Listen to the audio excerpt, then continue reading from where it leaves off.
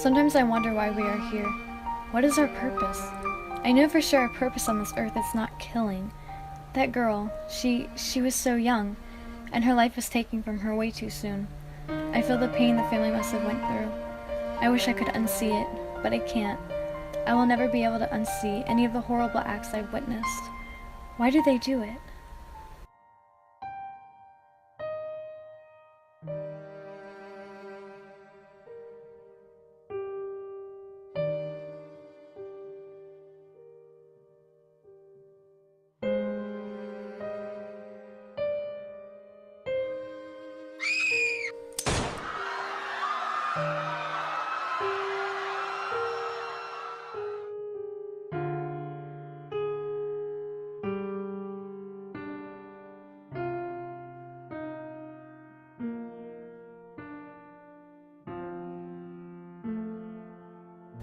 Why do they do it if they know it's not right?